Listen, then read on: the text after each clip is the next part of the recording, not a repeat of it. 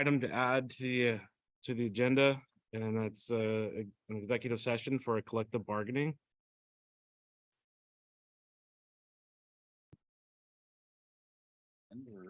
At the end. Right after commissioner comments.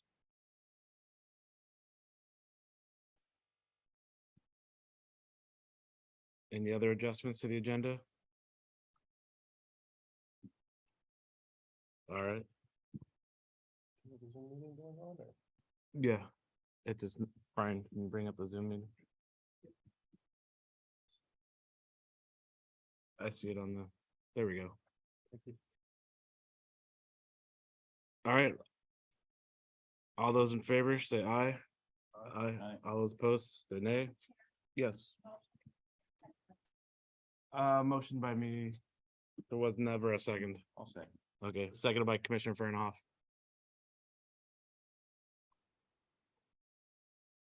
Okay, on to consent agenda. We have claim vouchers 13945 to 14008 totaling $1,105,472.86. And the rescheduled purchase of one Pierce pumper for action. All those. Chair would like to entertain a motion to pass the consent agenda. Motion by Commissioner Fernhoff, seconded by Commissioner Teoflack. Any further discussion? None appearing. All those in favor say aye. Aye. All those opposed, nay. All right, ayes have it. On to approval of meeting minutes for June 6th regular meeting. Are there any adjustments? All right. Chair would like to entertain a motion to approve the meeting minutes from June 6, 2023. Moved by Commissioner Teoflack, seconded by Commissioner Lawrence. All those in favor say aye. Aye. All those opposed say nay. Ayes have it. On to public comment. So we have 5 attendees online. Any attendees online wish to make public comment, please raise your hand. All right, I'm not seeing any in the gallery. Go on to the fire chief's report. Good evening, Commissioner and chairs. Sorry, I was assigning a purchase order for the Hughes pumper. So we want to thank you first for that. And that's going to go to DC Curtis, who will secure that with the vendor right now. So thank you for approval of that. First slide, please.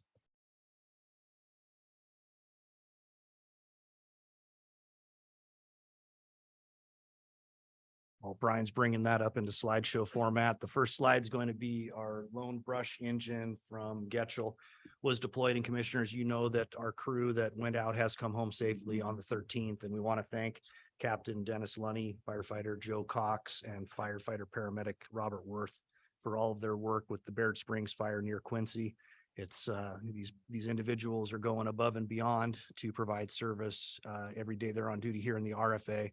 And it is great for us to be able to help another community in need when they are in need, like they were over there in Quincy, well outside of our RFA borders. So thank you to these 3 individuals, and thank you for the hard work with our wildland team. Next slide, please. I should turn to Liaison Todd to give a Mill Creek Festival update, but we did talk about this over the weekend, and I know that things were going well there when we spoke.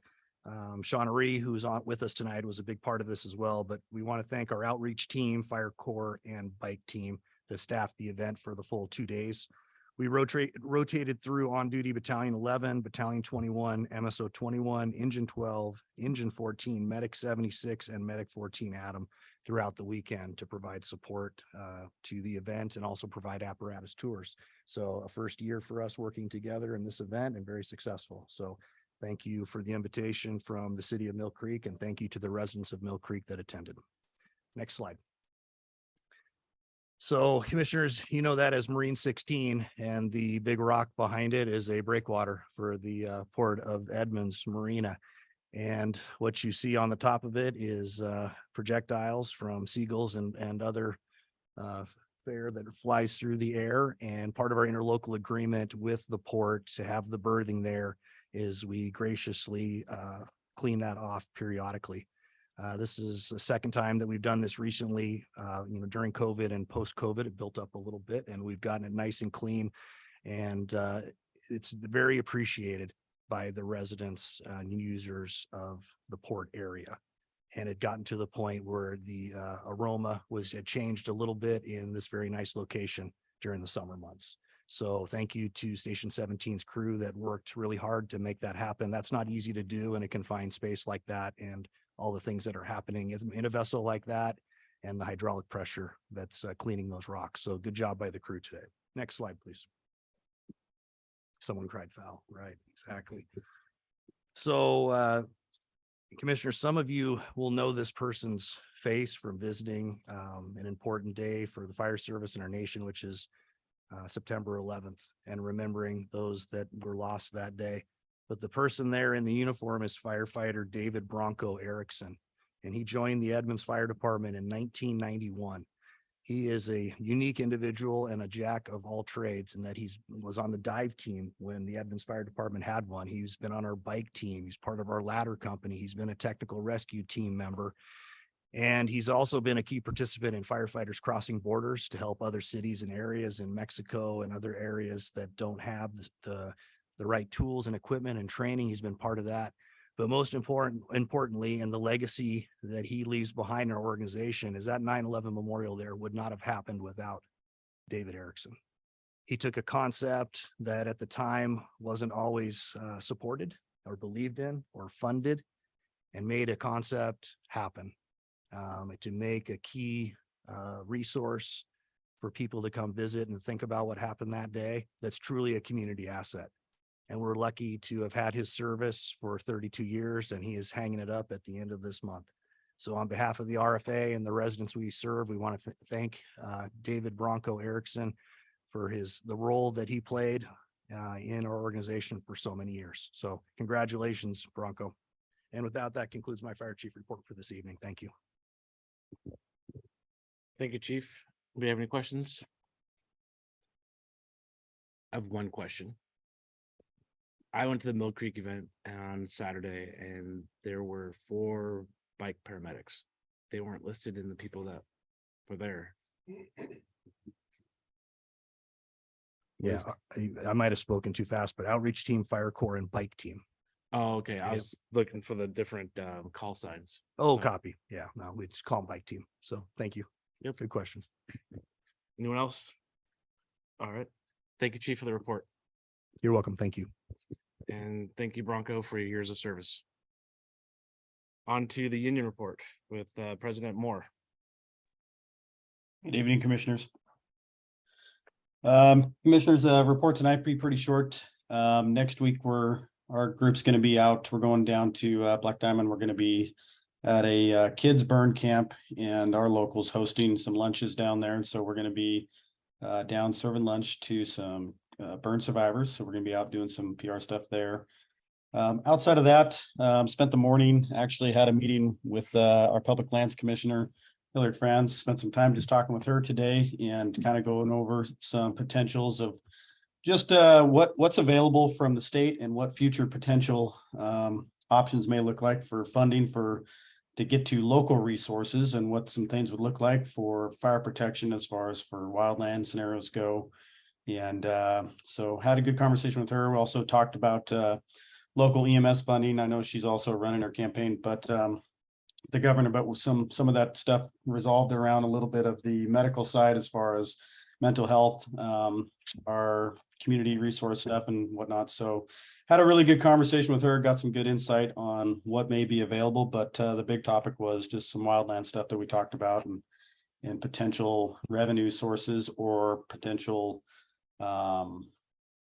abilities for maybe the state may be looking at purchasing equipment and contracting with local jurisdictions where we get the benefit of those, and maybe not having to actually purchase the vehicle, but getting the benefit of the use and having obviously it available. So some good conversations going around today that we engaged with them. But outside of that, Commissioners, I don't have anything else to give you a report tonight unless you have any questions. Commissioner Farnoff? Yeah, You're talking about equipment from the state, is it that the state would provide the equipment and then we would provide the labor as a mutual benefit to one another? Yeah, it was one of the conversations we had, similar to kind of how they do things in California. Cal Fire will go ahead and purchase the equipment and make it available, obviously, to those local agencies, and in exchange, right, you provide the manpower. They still provide reimbursement for the labor costs, but basically you don't exchange any funds for the equipment itself, because they're providing the equipment, but you're getting the benefit of having the equipment year round. And so we kind of had a good discussion around that concept, and I know her and I are going to have another follow-up conversation on that as well. So I think that's a great example. Coming from California and California system, we used to have all red fire engines except for this ugly green one. And that ugly green one came from the Office of Emergency Services. And the arrangement was with the department is that you would get the apparatus for free, but you had to staff it and man it when it was called upon. So if there was a state mobilization of some sort, that was the way they got manpower. So thank you. Yeah. Appreciate the report. Anyone else? All right.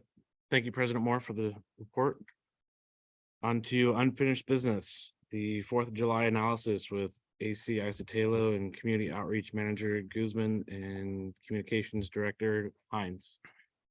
Okay, good evening, everyone. I'll go ahead and start with an update or kind of an overview for the fatality fire down in Mountain Lake Terrace on the 3rd of July. So we'll get our screen shared here. Okay, so some of the data from the fire. The 911 call was received at 22:16:14, which was right about the middle of the fireworks show over Lake Ballinger when this came in. 19 seconds later, our units were dispatched, 22:16:33. Our first engine to arrive was engine 20 at 6 minutes and 38 seconds. First battalion chief arrived at 9 minutes and 7 seconds from dispatch, and our full first alarm was on scene, which with the last unit was engine 17 coming from downtown Edmonds. It was 18 minutes and 31 seconds. In all, for this response, we had 21 fire units and over 50 firefighters on scene. We had assistance from Shoreline Fire Department as well as North Shore, Support 7, and the Red Cross. The primary fire investigation is by Fire Marshal 19, David Sherman, with assistance from Deputy Fire Marshal Vosberg. And in this case, because it was a double fatality, the ATF was called in to assist as well. The fire at this point was determined to be accidental, with the origin at the rear of the structure on floor 1.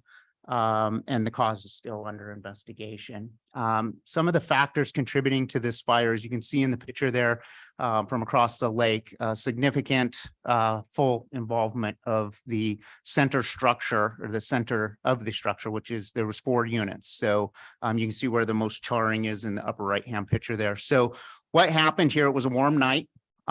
So the 2 sliders, there's a slider on floor 1 at the rear of the structure and at floor 2 with a small balcony on floor 2, were left open for ventilation. The window on the front side there in that picture, the one to the right with the boarding over it, was believed those windows were left open as well. So it created a chimney. So with the fire starting on floor 1, it was able to move up the exterior wall into the structure, both on the first floor, advancing to the second floor, all the while on the second floor, advancing through the second floor to the front of the structure, because those windows were left open. So this is a common pattern that we see.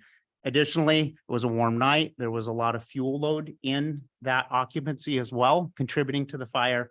And so it had plenty of fuel, it had a heat source, and it had all the oxygen that it wanted. And so therefore it fully developed. Our crews arrived, it was, as you can see in the picture there, through the roof, out every door and every window of that center. The 2 occupancies on either side of that had fire damage as well, but not nearly as significant as what was in that center unit where the fire started. So with that, I'll take any questions on the update for that fire. Commissioners? I just have to remark that, could you give me the response time again for the first unit on scene? 6 minutes and 38 seconds. 6 minutes and 38 seconds. It almost at least to my imagination, puts wings on a fire engine to get there that fast from the time of alarm. And for those folks that are not familiar with traffic patterns and the congestion in the area, that's a remarkable response time. And I know folks are watching this, and I just want you to take stock in that, because it is astonishing. I work in another capacity, and I had to wait 26 minutes to get a unit on scene over the weekend. So thank you. Thank you for what you do. Thank you to the crews. Thank you to the staff for creating a system that is absolutely remarkable. Don't take it for granted. Appreciate that, sir. Thank you. Anyone else? All right. Okay, with Thank you. that, I'll Thank turn you. it over to Sean Reed then to Okay. give the fireworks update. Thank you. All right, good evening. Go ahead and advance to the next slide. So this is the Snohomish County 911 data, just to share with you countywide, the amount of calls we're going into dispatch from July 4th, about 7 a.m. through July 5th at 7 a.m. And as you can see, there was an increase of calls. And I attribute that, and through conversations with Snow 911, to the very plentiful brush fires that occurred over that same time period. So they did see an increase. The numbers do slightly vary from what they sent out last year for 2022, but that's to be expected when you have different people pulling the data, and it's only by a few numbers. So this shows that across the county, things were busy, but then we'll go to the next slide and I'll show you what happened in the South County Fire Service area. So luckily, once again, we did not have any significant injuries or significant fires caused by fireworks. We did respond to 6 firework related fires that we could absolutely confirm that they were caused by fireworks. But then, as you can see, there were 71 brush fires between the 3rd and the 5th. And that is out of our norm. And those numbers are much lower on either side of those dates. So one can presume that fireworks were responsible for many of those fires. There's a lot of issues going on in the county when it comes to the fireworks stands themselves. I think people would be surprised to know that out of the 34 stands across the entire county, 15 or 44% of those were in an area, our area, where they're illegal to be discharged. So that seems a little out of proportion. And in one of the things that we are bringing to the county council to show a spotlight in. So we had 15 of the 34 stands, plus there were 2 in the Bothell area that were right on our border, and one of those being Gold Creek Church, which is adjacent to the Mill Creek, and we see a lot of fireworks in that area, and that's where the majority of our community complaints came from as well. We did post firework band maps and flyers at all the fireworks stands. We made them bigger this year. They were 11 by 14, and they were by the checkout stand where people are buying fireworks. We tried to make it as clear as possible, but you can only do so much when you're putting out flyers and hoping people will abide by the ban. There was countywide issues with compliance when it came to the fireworks stands, lack of security, stands getting broken into, just not abiding by the rules, which is another issue that I think the county council should be made aware of. We did not have sheriff patrol on the 4th of July. Much like South County Fire, there's a lot of overtime, and the sheriff's office is feeling overtime saturated, but they were able to staff the 2nd and the 3rd. They had 74 dispatch calls through Snow 911 and made contacts with 30% of those calls. Really hard to find where the boom happened unless there's an exact address. So it would be difficult to make contacts with all of those calls that were dispatched. I think 30% is pretty good. They did 35 security checks in high volume areas. We provided maps of areas where we had complaints and areas where we know that there's a lot of firework use. And so they patrolled those areas just as a visual presence in the days leading up to the 4th. And they did issue 6 warnings to individuals that they in view saw fireworks being used. Overall, we had less calls and emails, less complaints. complaints were the same. Confusion over the law of selling versus discharging, lack of enforcement. And then a lot of our calls were older adults who were just in fear of their house catching fire because of the dry conditions. And for the neighborhoods where we did provide the fireworks signs for the yards, they actually did report to us less firework use in those areas. So that was a good thing to hear. And we did get a lot of thank yous.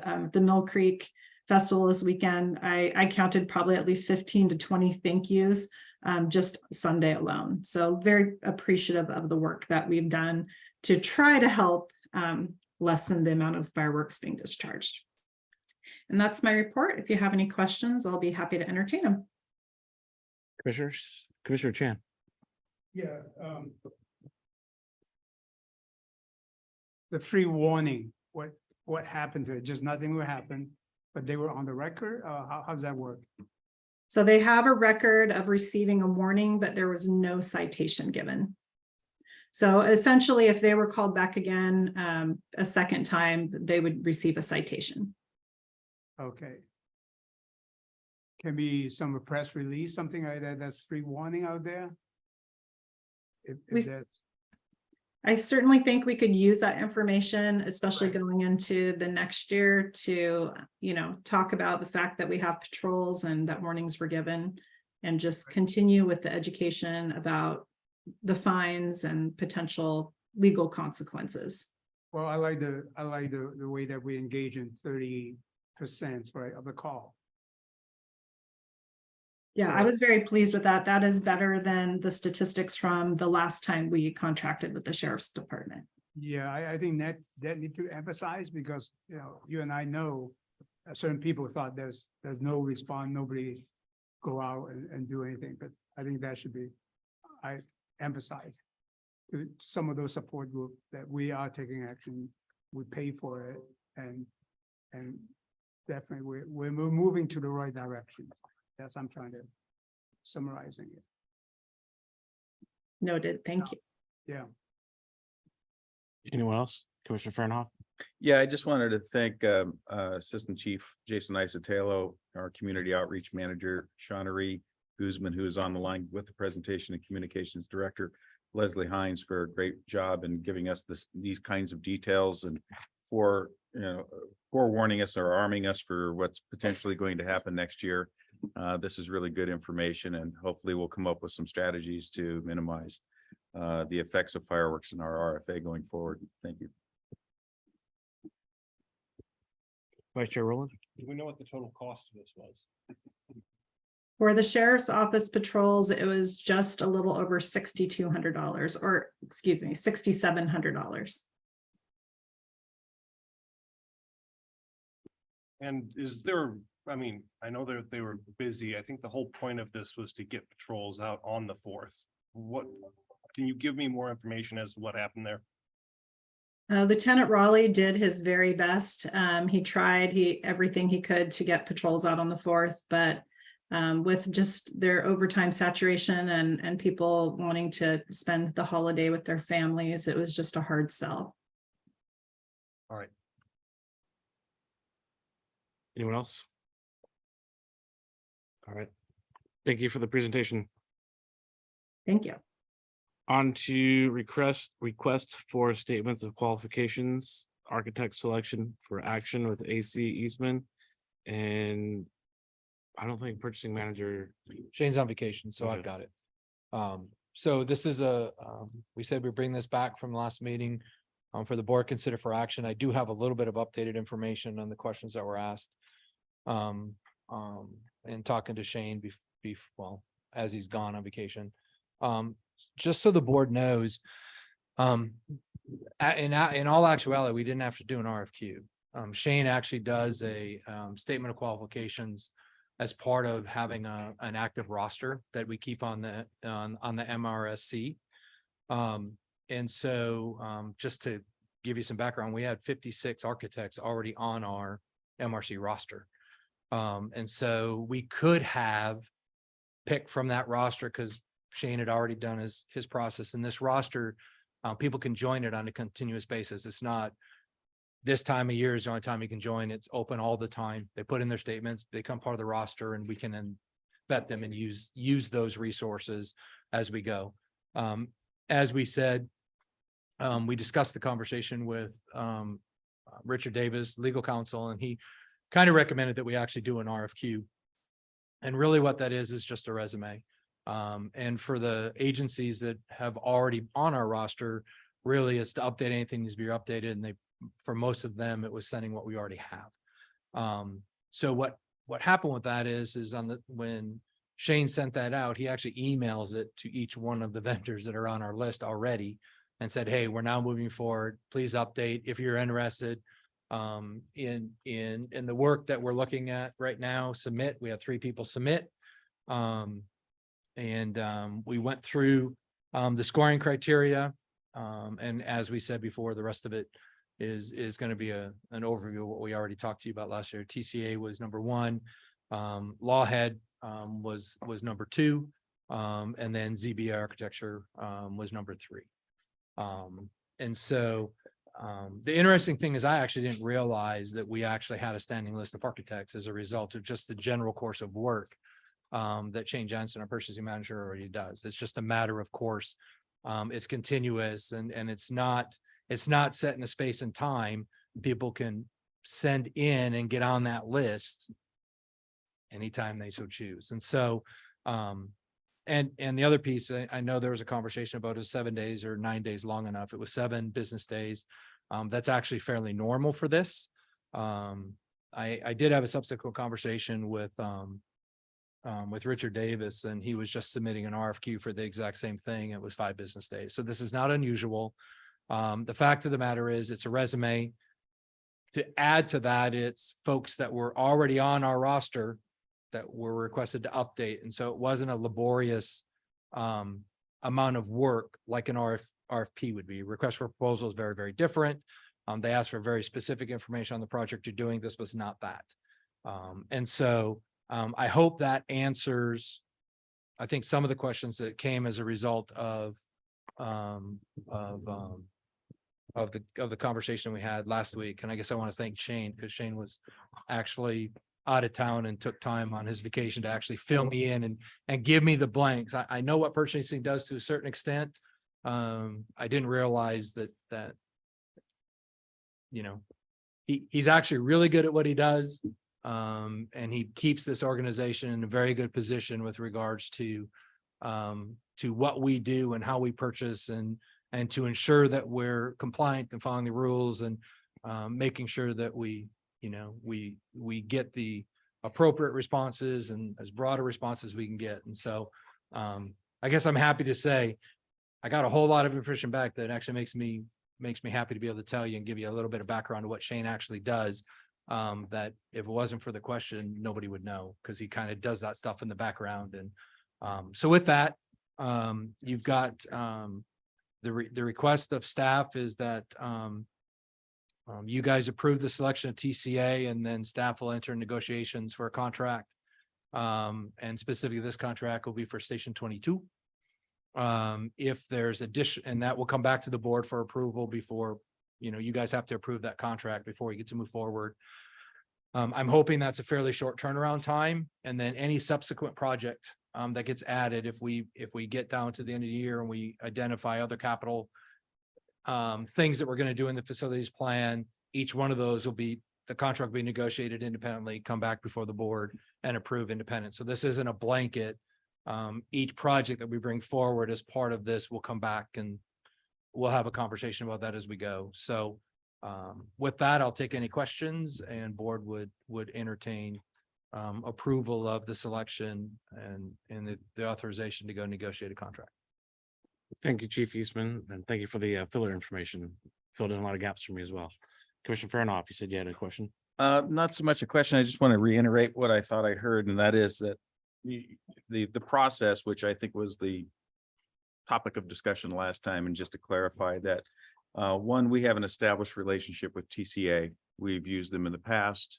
They continue to be responsive to our RFQs and requesting information on a timely fashion, so there's no gap. We also have other participants in the system that also had responded as well in kind. So it was a fair and obviously an established process. So having TCA as a known entity, I would say that I would make a motion that we pass what they're requesting. Friendly amendments, motion to approve the selection of TCA and enter into negotiations for a contract for architectural services. It's been moved and seconded. Commissioner Chan, you have your hand up? Yeah, I guess I wasn't gonna make a motion, but I was gonna have, this is about discussion. Yes. I have to vote no for a couple of reasons. I don't know why 7 day, I was so surprised. 7 day is people know and make the plan to bid on the bid. I mean, that to me, that is a really short period of time because, I mean, in my own individual, the CPA firm, when someone open for audit, whatever, it minimum is 1 month. You gotta understand the clients and all this stuff. So I think I hope that we may have a further discussion about this opening up, especially Commissioner Kenny is the one who brought up the issues and asked about the huge amount that is involved. On the second hand, on the second question is also true. We've been no for them for a long time. And that's exactly, I'm always all the one that always make sure that not so sourcings and everything, just give opportunity to some other people to get into it. Otherwise, it just, to me, this is kind of continue. Many vendors it's not open up for other people to do any, because I was surprising that Ferguson, the other one wasn't even interested at all. I mean. So I can tell you, so I guess I want to make sure that we understand the difference between an RFP and an RFQ. RFQ is literally the resume. It has nothing to do with the projects we're working on. It's who they are, what they do, and the projects they've worked on. It's really a resume. It's not as in depth as some of the RFPs we've done that are quite detailed, quite specific to what we're asking for. So to answer your question on the duration, Commissioner Chan, to be honest with you, what we did, based on, our purchasing manager, who, like I said, he really does know what he's doing, is the time frame was normal. And to be honest, we actually sent the RFQ to 56 different architectural agencies that morning. So we did do a wide ask of folks. So it wasn't limited. Like I said, we could have actually gone on that list. TCA was on it. We could have pulled TCA and been done. That's not what we did. We actually, and he sent that to the contacts, because we have them, of the 56 architectural firms within their roster that Shane keeps. And of those, 3 of them responded. Now, granted, not all these architecture firms are architecture firms who want to build fire stations. I mean, be honest with you, Right. they're a firm and that helped us do the, some of the work we've done in the basement and some of the other work that we do on a smaller scale, right? So you've got a wide range of firms. And so it didn't surprise me that some of them didn't put their name in the hat, because they actually don't build fire stations. That's not the business they're in. But we've got 56 folks in that list. Shane sent it out that morning. An RFQ is it's their resume. They're very accustomed to that. It's not 2, 3, 4 weeks to do a resume unless you're a brand new company, which, right? And so I understand what Commissioner Kenny was saying. I guess at the end of the day, when I reach back and look at our expert within RFA, Shane, we actually did go further than we had to ensure we gave the largest opportunity for people that wanted interest to do it. So I guess that's how I'll answer your question, or the Well, questions yeah, that you had. But I still hope that we can really. I really hope, I think we should constantly, every 5-6 years, even though we have a good relationship, whatever, our vendor, I think we should open up,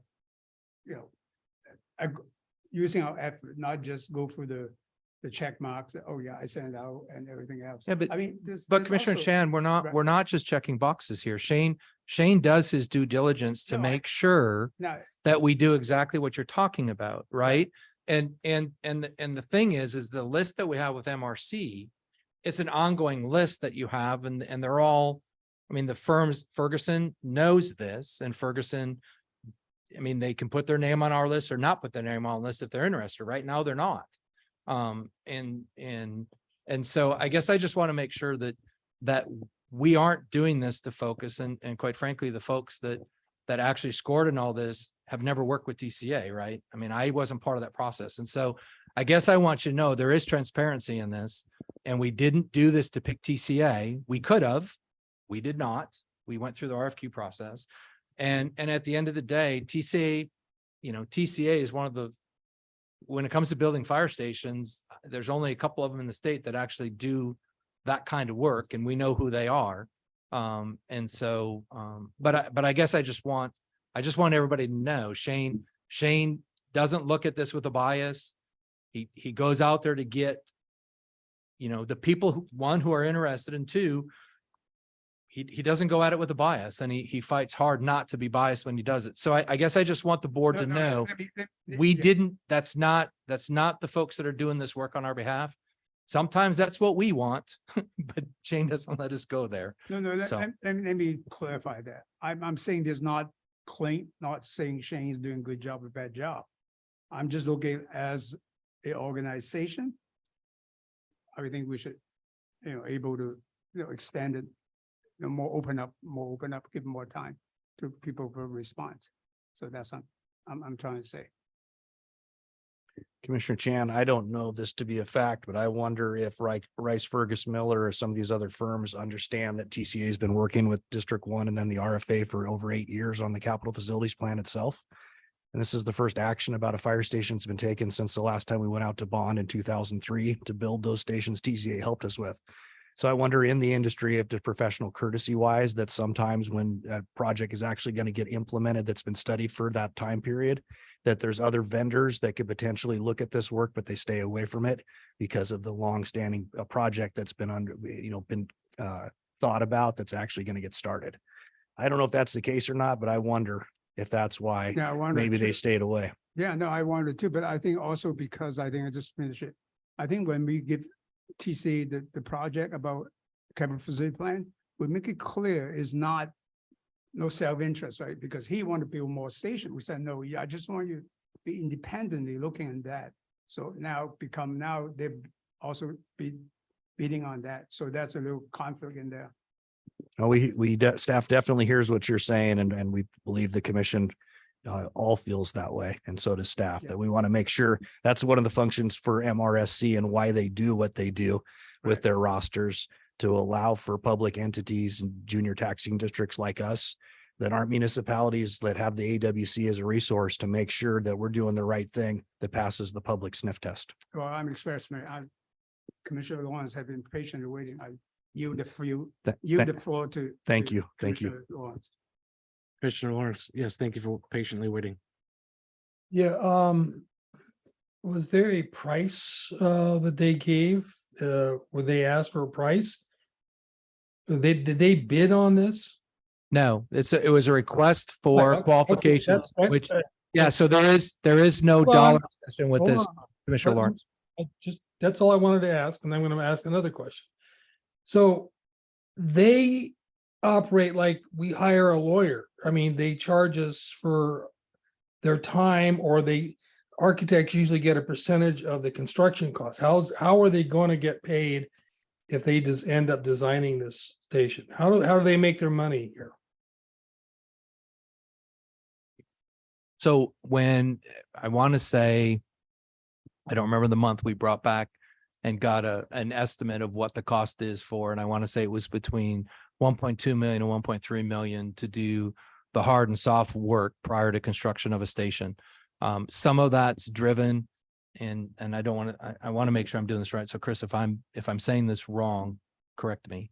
But there's certain guidelines that they use with this. It's not just a free for all. Oh, we got the quote and we get to go and work. There's certain guidelines, and my understanding is with the state.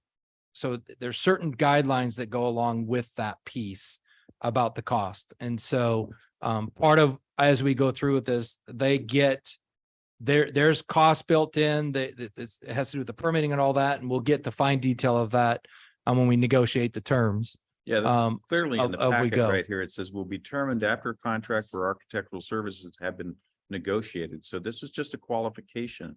You haven't got to the dollars and cents yet. Is that correct? But I do have a general idea Ballpark. from, and if you look at most fire stations and you look at the permitting, the engineering work, the actual architectural work that goes along with it.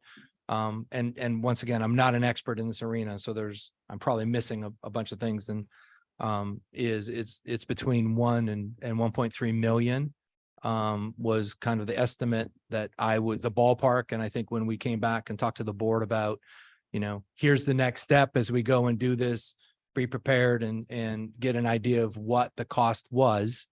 And that's part of the full 12. I mean, that's calculating the 12 million to build the fire station, right? This cost we're talking about is part of that in totality too. So I'll get more details, Commissioner Lawrence, and we'll be able to bring that breakdown when we have the contract negotiated. Okay, yeah, just, all right, so I'd like to know, I guess probably everybody would want to know how they get paid. That's kind of like, they gave you what the charges are gonna be for them to do the preliminary architectural and engineering and all that kind of stuff. Then they're gonna get, I imagine, a percentage, whatever the construction costs are, so. So I know you guys know what you're doing. I just wanted to clarify that for myself and others. So you got my vote to vote yes on this. Thank you. One real quick question for you. Can you provide some sort of a roadmap of kind of what Commissioner Lawrence was talking about and what things to expect coming forward for the building of the fire station? So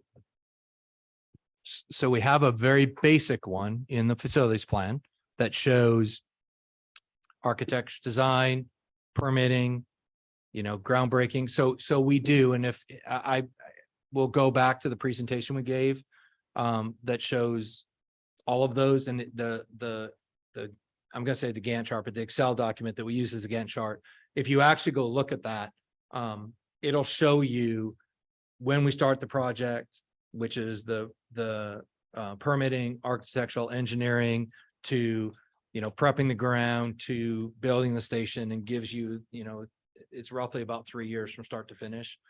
We do have that, and it's in that. I'll find it and forward that. It's a PowerPoint. It makes it very simple, and it's very high level like that to give you an idea of architects, engineering, permitting, and then when do you think we break ground, when we'd be in it. It gives you that, and what it does for us, actually what Chris and I get to go do with it is, as we start talking about the facility plan in more detail. I mean, obviously we're talking about Station 22, but one of the goals that we have, and I don't remember if it's chiefs or the commissioners or both, is to what do we do with the facilities plan, and how do we move forward, and what's the cost and all that. We actually have it to where if we followed that plan, we know the estimated cost of every year for each part of those stages. So we have that for you, and I'll make sure you get it. Okay. Do you think that maybe going forward, you can include that as an appendix item for the upcoming items to vote on? Yeah, I can put it in for like the contract. Yeah, Yeah. just so that we know, hey, we're at stage 2 of 5, just kind of big picture milestones where we're going. So thank you. Liaison Todd, you had your hand up, and then Vice Chair Roland. Yeah, thanks. I would see if this clarifies it. The city does what we're describing here in many cases. So it's an architectural engineering firm. When you negotiate the contract, there typically is exhibit A that says, if you got the principal, he's $240 an hour. If you got the draftsman, it's $120 an hour. You got the clerk who's making copies, they're $95 an hour. So what they're negotiating is an agreement to say, yes, we like those prices, which is probably their standard prices, and that you have enough capability to do the job. The people who bid probably know enough about fire stations. They know about the systems. I'm guessing, but when the city does this, I don't want to hire an A&E firm that's going to have to go subcontract a lot of things. Like if they need a geotechnical engineer because of wetlands and structural concerns about where they're going to put the station itself, you want to make sure they're on staff. So I imagine staff did that, but you can see there's a whole menu of different kinds of things you're going to get. So while Commissioner Lawrence talked about % of building costs, that's in the private industry getting your house built. In this, it's more a time and materials kind of thing where you're getting certain experts for a certain amount of money for a certain time. And I don't know how they're going to do it. Typically, you can do it as a not to exceed for the whole thing or the not to exceed for the next 5 years. But there'll be a budget associated with it. I think what Chief Eastman was saying, typically it's 10-15% of an overall job, but I bet they've got that kind of number rattling around. But it kind of depends. If the agency asks for all kinds of special stuff, you get to pay by the hour for all the special stuff you asked for. So I don't know if that helps or not, but it's a little bit different process that I think some people may be familiar with from other industries you've been in. Thanks. Thank you, Liaison Todd. Vice Chair Rowland. So I guess, couple different things here. We've got three, those were the only three that, gave responses back and ranked. Do we have the actual scores? Where they scored? Staff does, yes. Is that something that you guys can provide so that we know how close they are and ask questions and stuff like that? I can, yeah. Yeah, because that does make a difference if one is, scored at 90 and the other two are 45 versus 99, 89 and 88. So it was a score of 20. The first one was 19, the second one was 16, and I can't remember what the third one was way at. The ZBA was, I want to say, around 6. 19. Right, so it was 19. So TCA was clearly up top. Lawhead was 16, so they were within the ballpark, and ZBA was I don't remember the exact number for them, but they were well below the other two. And what was the score?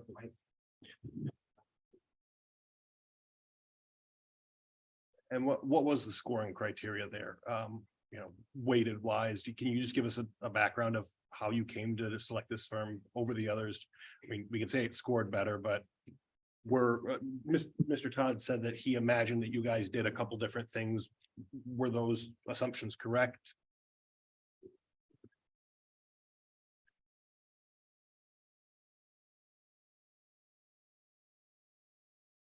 Let me find it. It's all right. While you're looking, probably somebody else could answer another question. How big are these proposals that we're getting back from them? Are they like 5 pages, 20 pages, 100 pages? I know in my business, certain RFPs, I mean, we. This was an RFQ. Or I'm using that as. But between, example in I my want to say around RFPs. 30. 30 About pages 30 total. pages long. So for sending these out to architectural firms, we're asking for, is there like a list of, you have to have these things in your response? Yeah, for like demonstrate experience and expertise in fire service projects, previous overall experience consulting and managing similar projects. So they're very simplistic. They're not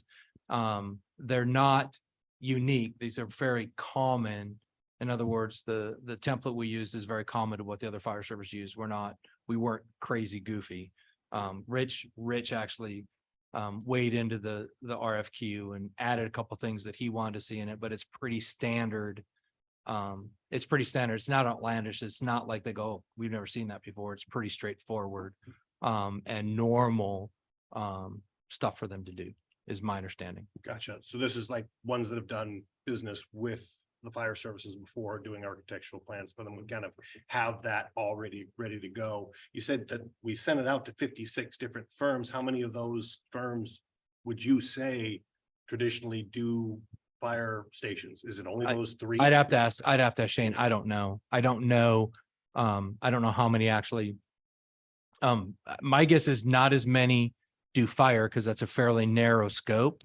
But I would assume there's others that do commercial construction, which could do the work. Whether they chose to do it or not do it based on the other things going on.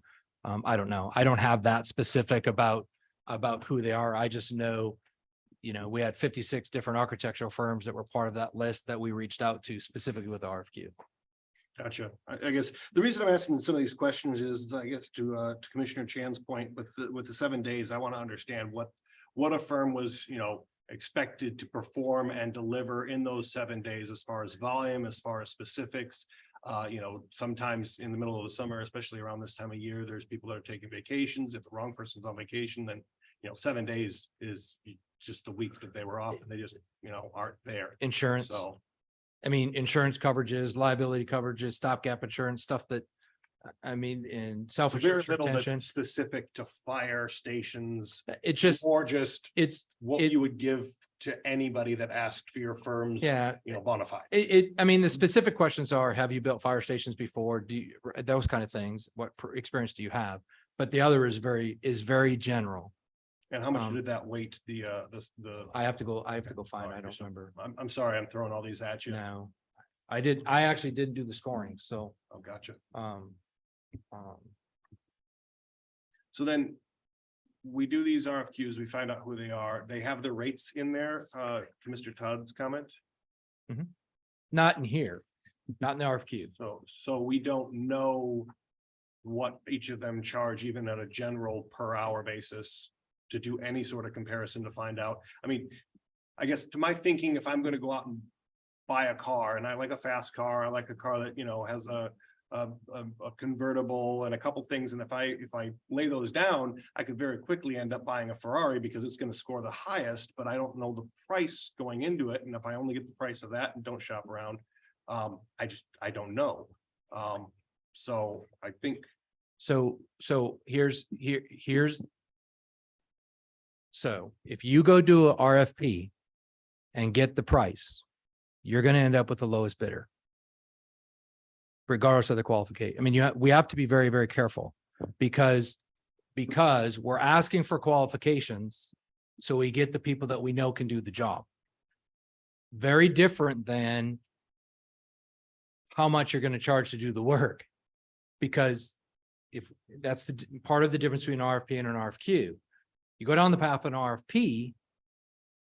If you don't pick the lowest responsible bidder, you get in trouble and you can't go differently. So when you're talking about things like this, people go down the path of RFQ, they get qualifications to make sure that who you're bringing in to do the work actually can do the work you're asking them to do.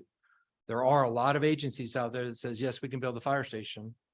Here's the cost, we're going to do it. And they've never built a fire station before, and you end up in big trouble. So I mean, I understand what you're saying, but in this case, we need to be careful because you can go down a path that's not a very good path to go down as a result. So, and the beauty is Shane, and I mean, our group we'll know if we're getting gouged or not. They talk enough. We know if they're within the ballpark of being in. If TCA comes in and they're actually horribly over the top of the mark, we just don't do it and we pick number 2 and move on, right?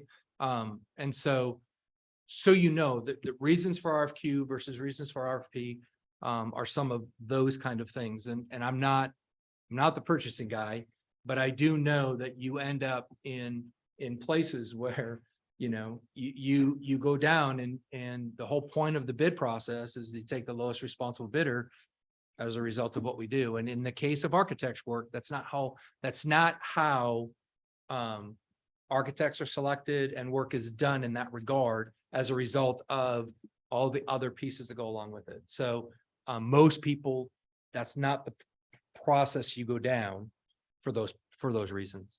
okay. Does that help? Question for Mr. Todd there. So you're probably one of the more experienced people in cities doing this, and what you said was these RFQs sometimes or normally have some sort of pricing that you can at least like hourly rates, or are you saying? Yeah, no? they will have hourly rates they will negotiate. Oh, And if the guy after- says after our top rate is $500 and they're gonna go, come on, everybody else is charging $250. You got to be reasonable, or like Bob said, like Chief Eastman said, they're gonna walk away and say, we can't come to agreement. And they'll probably go to number 2.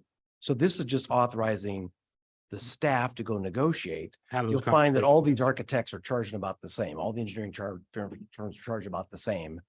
What you're doing is you're trying to get the quality and people and the experience that you've got, because they'll be more efficient. You don't, like, I've had some people respond to our RFQs and you go like, interesting, but I don't care to be the first city that ever hires you to do so-and-so. And that's the danger that I think Chief Eastman's talking about. You don't want to get the guy who's learning on you. Totally understand. So that's what's going on there. I'm just trying to understand what the contents are and what the decision is Yeah. totally made off of Yeah. versus, what points we have to use as data points to make sure that we're making the right decision. I guess my another question then would be, is as part of these RFQs versus RFPs, you have to select one to go through and do the negotiations with. Can you select two? To figure out, at least have an apple and apple? Or a 16-point apple and a 19. So I can tell you, I've never done that. And I'd have to reach out to people that actually know more than I know. I don't know of anybody who's doing that. I don't think the firm would actually be interested to be neck and neck, right? Once they, Well, once they get the green light. I would say this is I would be transparent and tell them what they're doing. And my guess is both architect firms say we're done. Yeah. Right? Because now I just don't see, to be honest with you, I don't see that being what you would do for lots of reasons. And Gotcha. I can't say it's not been done. I just don't see that that'd be a lot of work. To get to a place where if, like I said, we picked TCA, they were number one, they were clearly number one based on experience and expertise. And so you go down this path and now you're going. So I don't know if that answers, I'm dodging a little bit because I'm not No, actually sure how to answer the I question. I totally think. understand. And right? if you don't have the scores or any of that, you really have nothing to be able to tell us what the difference in 3 points was attributed to. You know what? I know Shane and James Curtis who did it and they went through it and, neither one of them have worked with TCA. I stayed out of it on purpose. And when they scored it, it was clear TCA was number two or number one and Lawhead was number two. They were, like I said, a couple points and this wasn't huge immaculate scoring. It was, and then it was clear that ZBA was not probably up to the task. And so if we can't negotiate a deal with TCA, they are the number one. We could easily go and talk to Lawhead.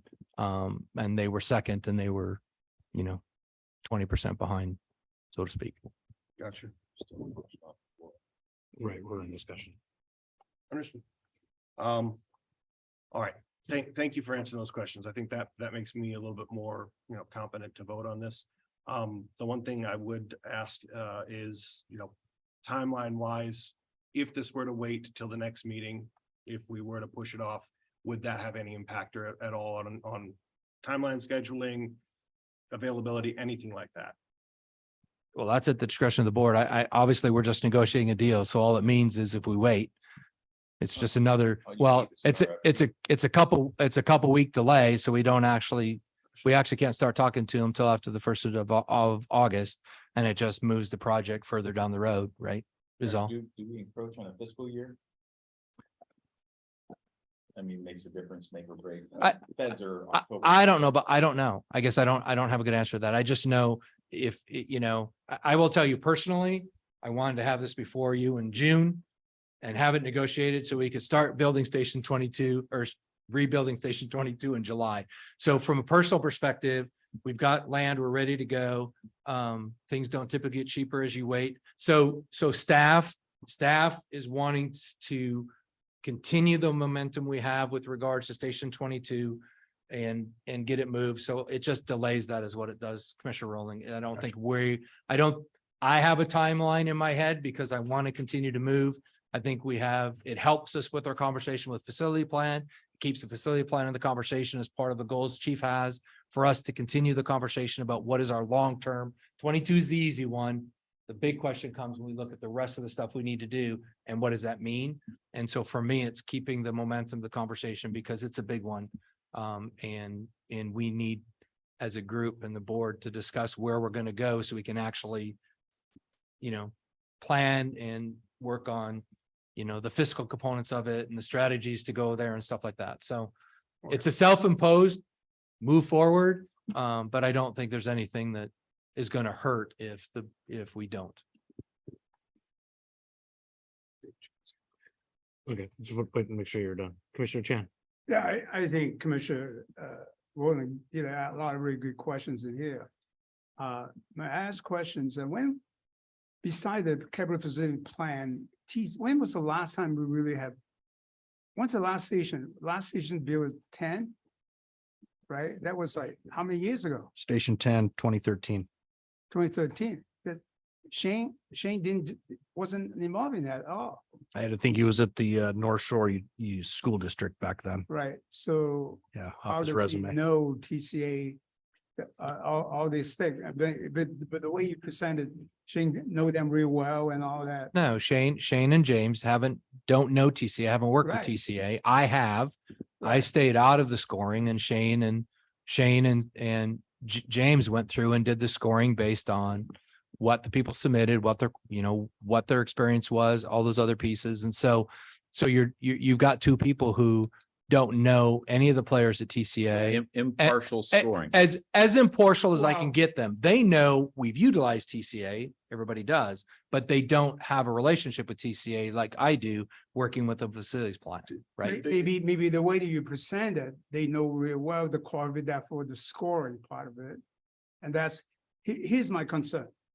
Now, TCA now definitely advantage, right? He did this. We have another $250 million building. So eventually TCA is going to have the big advantage better than anybody else. So I really want to see they got a Ferguson, there's some other one that have built station too. I just wondering why they're not in there, but as you said, well, there's a professional courtesy. But I look at that completely differently. It's kind of like, okay, they divide up the field, right? Okay, you take care of this, I take care of that. To me, that's not open competitions, right?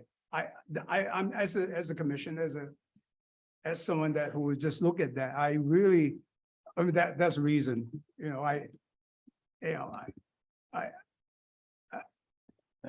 Yeah, Commissioner Chan, just that. just as it's Yeah. a public meeting, and I'm not speaking on behalf of knowledge of Rice Burgess Miller and what they've got going and not going. The only thing I know they've got going is the similar situation with Central Kitsap right now with the large project. So my observation is truly just my own. And that my understanding that, if I had an intimate knowledge of something for 8 years that's been boiling and percolating, that, that other entities that maybe are in Bremerton that have other work going, maybe So- they didn't have the time or the interest or the bandwidth to be able to participate in So this can you- particular request Right. for qualifications, not proposal. Is there any way you can, I mean, I can Google it or something. Is there any like top 3 or 4 or 5 architecture firm for fire station? So I guess I know the two I know is Ferguson and TCA, because it's Right. who we see at commissioners conferences. But I think it's important, Commissioner Chan, to know Ferguson has the right to be on our active list Right, and they choose not to be, right? So the list we're talking about was a list that's been established that has nothing to do with the RFQ we posted. It's if you want to do work with the RFA at any time in the future, put your name on the contract list. They've chose not to do that, right? Okay. And so I get what you're saying, but if they don't want to get on our list to say, yeah, we want to partner with you, they've made a conscious decision for whatever the reason not to be on our list, right? And we have those lists and Shane keeps those activated and people can continue. Once again, anybody can put their name, send in their statement of quals and be part of that list for us to look at and consider for doing any of the work that we have to do across the spectrum. They chose not to do that. And so I get what you're saying, but from a staff's perspective, it's frustrating because we've got a list. It was established January. We've gone through our process. We've done, from Shane, the expert we have in the organization to do it. And I can't make an agency put their name in the hat, for one. Two, they didn't want to partner with us before we had a project. And so, and everybody has the fair opportunity to be part of that list. And so I guess I just want to make it clear to the group, we're not isolating this from anybody. And I understand what you're saying, Commissioner Chan, but if they don't want to put their name on our list, they don't want to put their name on our list. And so we're doing our due diligence from a staff's perspective to continue to move forward, right? And continue to, in a timely manner, do the work we're doing to bring stuff to the board for board to make decisions so we can start moving projects down the pipe. And I understand what you're saying, but if they don't have their name on the list and they don't want to do work with us, I'm not exactly sure what to do. Okay. But if you can give me a few names in the next meeting, who else are there, I'll be interested. It's Rice, Fergus, Miller, TCA, and Lockheed are the top three. Which one? Lockheed, Lockheed. yep, those are the top Okay, three. Lockheed is the one that had put in the Yes, thing in there. Yep. And maybe Commissioner Ron said, maybe we can take a look at the score wise to see how far apart they are, or One was 19, one was 16. I guess at the end of the day, if the I mean, staff scored them. If the board wants to score them and go down that path, we haven't done that historically. Right. And so I guess I just need to know where the board wants to go. Right now, we have a at the end motion of on the the day. floor, so we'll see where that goes to clarify that. Vice Chair Rowland. One last question. Who defined and basically defined the criteria and the scoring? So it was I know Shane. in consultation and consult with legal, Richard Davis and Shane, and the criteria, my I was part of the process, and it was between Shane and Rich. So everything we were talking about was vetted through legal. And so that I'm sure that was knowing how that works as a conversation between Shane and Rich to make sure that it was met what needed to be met in case things were challenged. How's Gotcha. that? So I guess the people that scored helped create the definition of what the criterias were and what the scoring was, and no one else really was involved in it other than legal. Yes. Thank you. Commissioner Lawrence, you have your hand up. Yes, so at what point is a the RFQ put out to contractors? So Commissioner Lawrence, I'm going to have to actually, I'm not exactly sure how that works, and it'll be part of things. I talked to legal. Yeah. So, yeah, so Commissioner Lawrence, once we get the agreement with TCA, if we get successful agreement with them, once they get the plans drawn and everything going, and we know exactly what's happening, and they got plans that an architect can build on, then there'll be an RFP for a contractor to actually build. So that will happen if I would say that would be happening about a year after we successfully negotiate a deal with TCA, and that may be fluctuating a little bit to get a contractor in, and that one will take a little bit more time because those are more complex and stuff that goes along with that.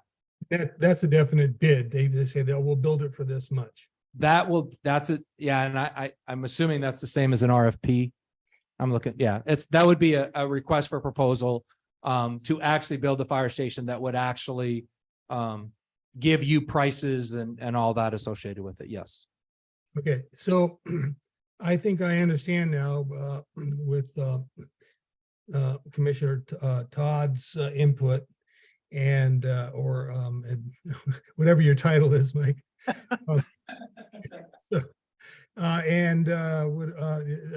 You've said there, Chief Eastman and Chief Ovis, I get it. I understand how it works. I'm a little bit concerned once again with commissioners starting to get into the weeds and want to make the decisions, going to, make the, be the managers of this because they don't like what's going on for some particular reason or want to postpone it. At some point, commissioners, it gets to the point where it's insulting to the staff to micromanage. I think they've explained pretty well. I think we need to move on with the vote. No postponement. Thank you, Commissioner Lawrence. Any further comments, commissioners? Vice Chair Rowland. No more questions. Just want to say, first of all, I hope you guys didn't take any of these questions as insulting or as anything other than trying to do due diligence. This is the first RFQ in the past year and a half, that we've done. We're more used to seeing numbers before we agree to something. And I will say that it would have been very helpful in this to at least have the scores and the criteria which they're based off of, to understand that we were making what we were making our decisions off of, other than just, 1, 2, 3 with two people pretty close. Knowing that 3 points, if it was in something semi-immaterial, well, now you've got a difference, but if it was in something that really made a difference, well, those 3 points make a difference. So that's why I wanted to learn about it. Number one, I wanted to make sure that we try to reach consensus here as best we can. So sometimes that does mean delaying something a week or two so that we can get the information we need to say, yes, I can definitely say yes, because this isn't new to me. I've got more information and I feel good about it. And to some of the questions that I asked about, who did the criteria and stuff, it's just because in the realm of public bidding and just the awarding of contracts and anything, I think that's probably one of the areas of the public or the newspapers or anybody tends to find that there's corruption or that there's shenanigans going on, and making sure that we're doing our due diligence to understand that the people that are writing the criteria aren't the ones that know who they're writing the criteria to best suit is important, because I will say that I've seen that happen in my industry. You have an established relationship with a company, and then they end up writing their RFP or RFQs so that you're naturally going to score higher and they can give the contract to you. And that's what I wanted to make sure was not happening here. So thank you very much for answering my questions. I think I'm comfortable moving forward. Thank you. Thank you. You're welcome. Commissioner Lawrence, you still have your hand up. Is that by accident or intentional? Okay, thank you. All right, we have a motion on the floor to approve the selection of TCA and to enter negotiations for a contract for architectural services. I believe we've discussed a lot. Commissioner Teoflack, did you?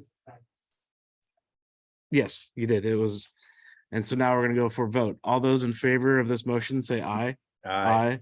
All those opposed, say nay. Nay.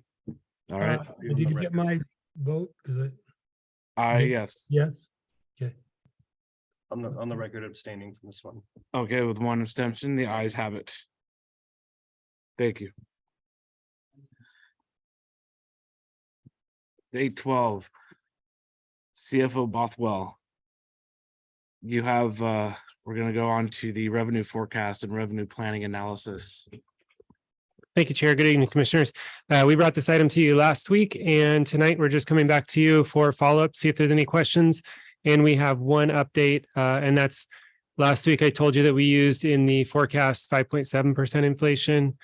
We got inflation numbers the day after, and they were 4.5%. So it's a positive development.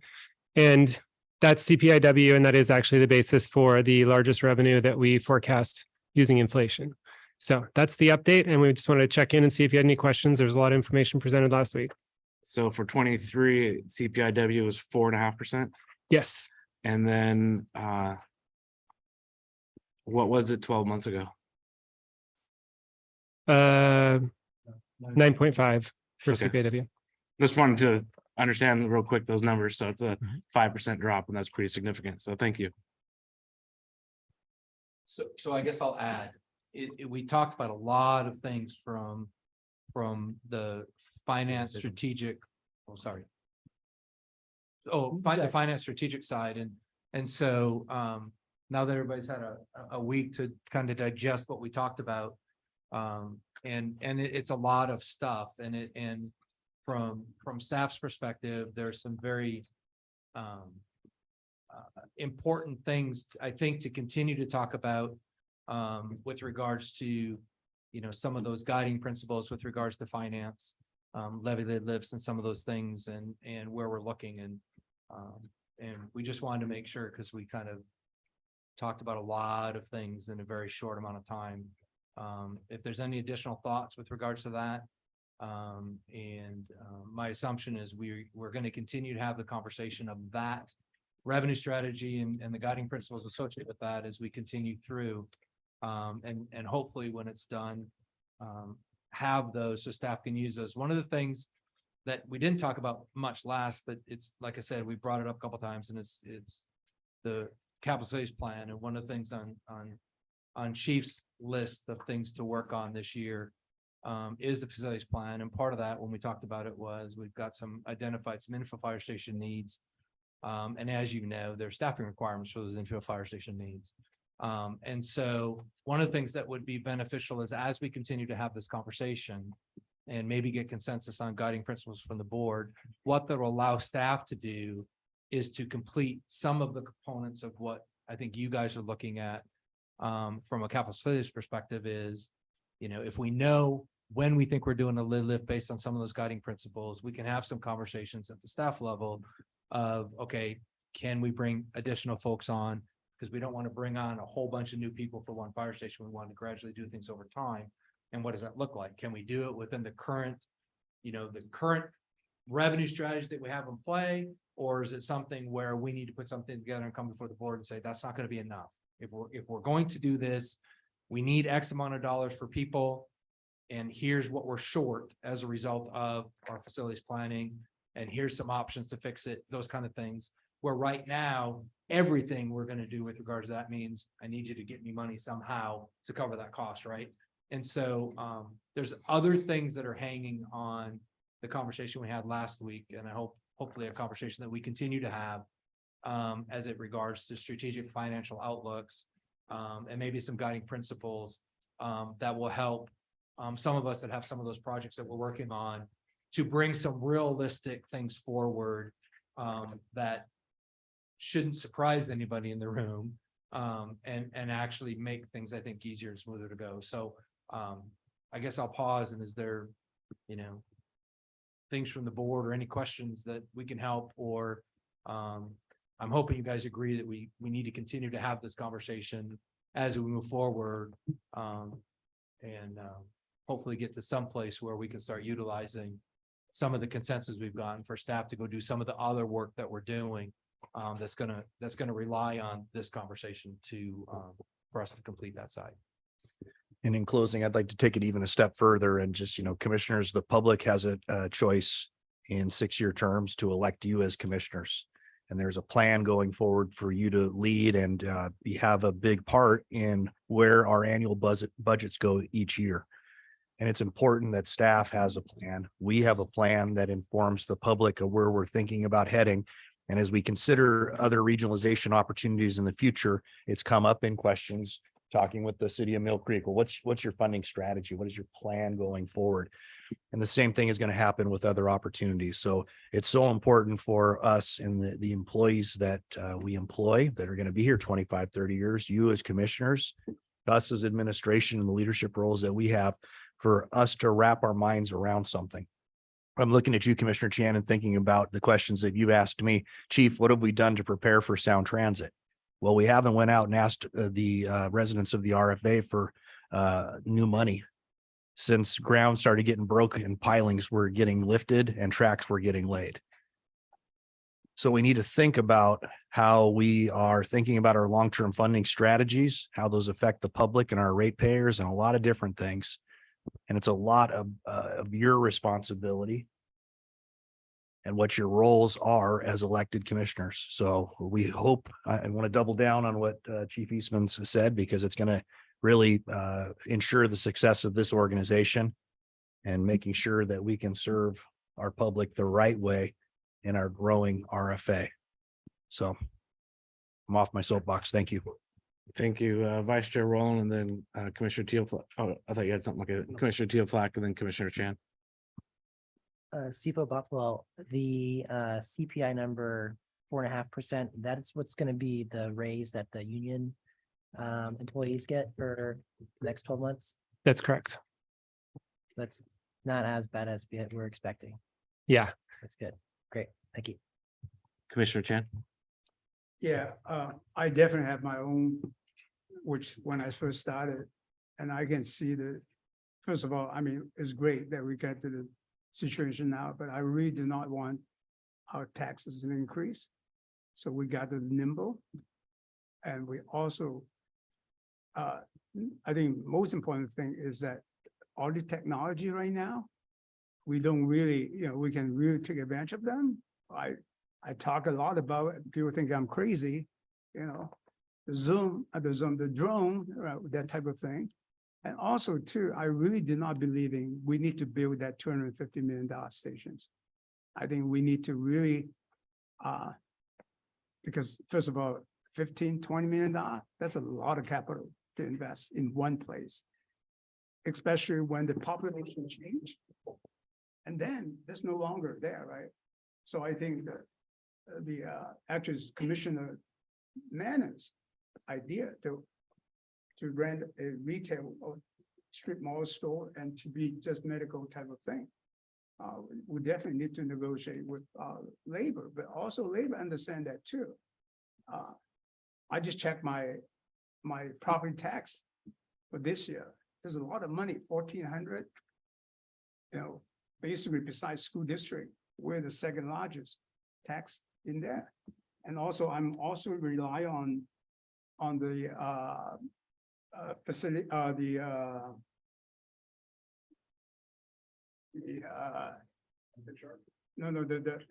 benefit charge.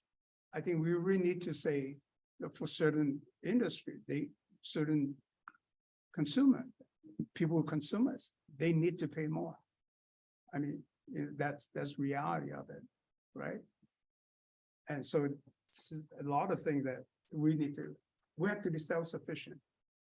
The homeless people and all that stuff, those are added to our cost, but it's not related to the revenue. So, so we need to, I think I've said it before, I'll give you my footnote, my notes to Bothwell and then anybody I welcome every single other commissioner. Think about how do we deal with it, you know? So that is careful and also careful too on the other city won't pick up, right? I mean, I did a lot of urgent merger and acquisition. You got to be careful what the benefits getting them versus the expenses to inquire. Certainly, if we get in the wrong organization, it draining our expenses rather than, you know, we got to be measuring really carefully. Not, I don't want to be big, just be big. Also, a lot of time when you become too big and your weight, you're really draining a lot of other expenses. So we need to. It's a long story. I mean, it is really needed to. At the end of the day, your plan, our plan need to coordinate, right? Got to be together. I guess we would just give you direction. You go into the detail how to do it. So that I hope every single commission on here will really give you some idea what they want to see. Yeah, that's really staff's hope in providing the information that we have thus far provided is a plan for the commission to start thinking about and contemplating. Right. And when I mean regionalization opportunities, I'm speaking specifically about the city of Edmonds. In the near term, I wasn't Right. speaking about other entities that we've contracted with like Mukilteo or other opportunities that might be out there, because each one needs to be evaluated from a cost analysis like was done with Mill Creek and Mountley Terrace and Briar. So Right. No, I'm so happy that starting with Mill Creek was 7% now. Mountley Terrace, I think the other entity really realizing that, you know, to joining, and that is the best benefit. And I think I'll emphasize to them is that if they still own the building, they won't join. There's a lot of money in there. Yeah. it is an interesting dynamic that, cities even that have multiple revenue streams like sales tax, which we do not, which we are property tax dependent, have come to realize outside of Everett and Mukilteo that joining a fire district or an RFA is the best way to provide essential fire services as their budgets come under more stress. So that is only going to continue in the future. Actually, I talked to a lot of Mathematically. citizens because they're also protected. Because I was on the debate, I was listening to the debate on the Edmonds City Councils and the mayor debate. Every single one of them basically saying that fire service and police is the most important part of it, because they actually affect their life, right? So that means we need to explain to them, actually they get much more benefit, by joining us than not joining us. So that's how it's all money.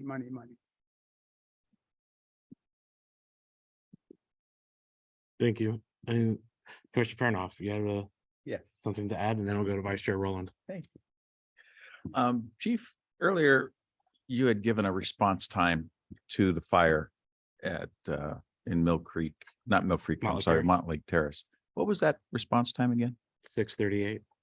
Was it 6 minutes, 38 seconds? Correct. And when we talk about preparation and funding and vision of this department, I want to reemphasize to everybody who's listening that 6 minutes, 38 seconds to be at your doorstep is remarkable. There has to be a jetpack put on some of these folks. And I know this only because I have been more interested in the department from a response perspective, given my additional potential duties here within the RFA. And I am always astonished at the alarm time, the on radio time, and the time they say we're on scene. Sometimes it's 2 minutes, 3 minutes. I don't know how it's accomplished. I think you probably are using drones because you're parachuting in from the sky.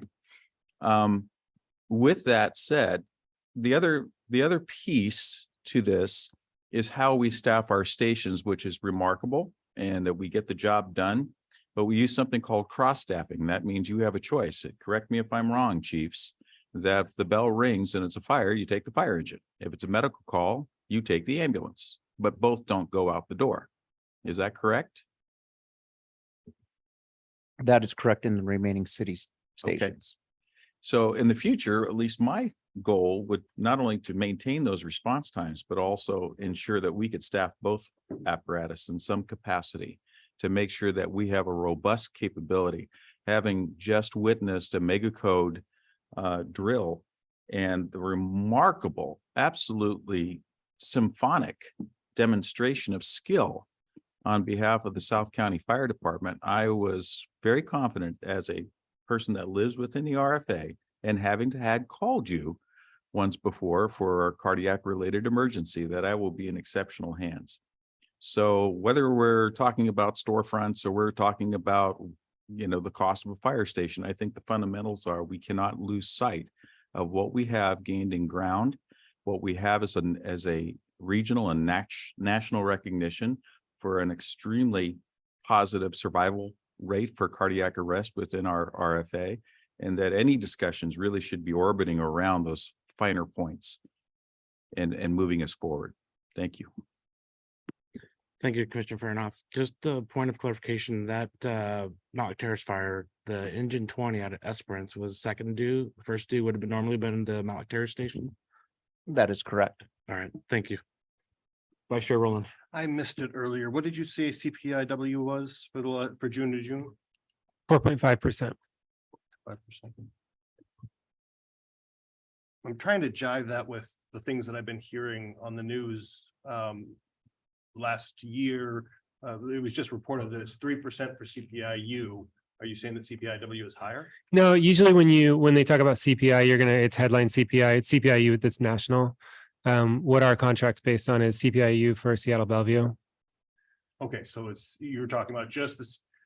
Hold on a second. You said it's on CPIU or CPIW is what our contract's on. I thought it was CPIW. W, and it's just for our municipalities, not the national CPIW. Not just for just for Seattle Bellevue, like our region has a CPIW. Gotcha. So it's a regional one. Yeah, and usually like headline is usually national CPIU. Gotcha. Just wanted to understand, because when I'm looking up numbers and things like that, making sure I'm finding the numbers that match what you're saying and that I understand how we're doing in comparison to. All right. Yeah, because the national CPIW was 2.3%, which was less than the 3 that we heard about for all consumers. But you're saying in Bellevue and Seattle, this area, that inflation is outpacing what the national averages. All right, thank you. And it's been outpacing for a while, I believe. So Sure. Commissioner Chan, you have your hand up? Yeah, no, definitely want to. Okay, we got a reality in here. For those of you, it would be first time you do the budget this year. In the last year, probably Chief Hovis probably got that, right? We have this projection 3 or 4 years from now, we were running out of money in there. So, and then you basically status quo and all the whole thing. Now, this year a little bit different because we have more joining us. It's positive, but still, we gotta be concerned on that, if we gotta think about new way to do things. Yeah, it was, thinking back to when we were in 2020 and COVID for 2021, I brought a status quo budget forward. And we Right. used the $1.3 million of GEMT revenue Right, to fund any of our increases. And we went out to the public and asked them to approve a 6-year fire benefit charge, which is Right. new to our county and Right. obviously new to our agency. Then the following year, I did ask for some additions and asked for up to 7 FTEs. We dialed that back to 4. And then the last year, the board was generous enough to add some additional full-time employees and some equipment budget. So this will be, for our team, this will be our 4th budget with the chiefs that are being here, but some of the commissioners don't have that back history, especially Right. post-COVID. So thank you. yeah, but more station, it make more sense because your travel distance will be much shorter, right? Because the traffic, it doesn't matter.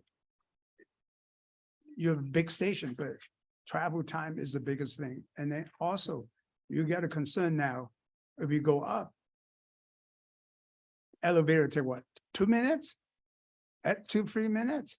Sunny, our response time is going to be crazy, right? So we got to think about all that. And to really, but one thing I don't want to do is suddenly use up all the reserve and everything else. And then we know what happened in 2008. So we don't want to repeat itself. Yeah, and one thing that you'd mentioned earlier about population bases shifting or going away, one thing for the full commission to remember is with our work with Burke and with the county and Right. with the comprehensive growth plan and the urban growth area, that those areas that you're talking about and are primarily residential areas are already designated.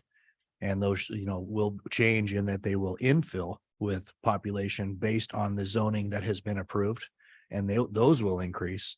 But from my perspective, having lived here since, 1972, that things are only going to get more dense. And yes, you're right, they are going to start to get more vertical. And that will be the burden that the RFA is going to have to go back and ask the voters for either more revenue, or we're going to end up having the exact same amount of stations and the exact same amount of people. And then what you are saying is correct. We will have increased response times based on increased volume, increased population.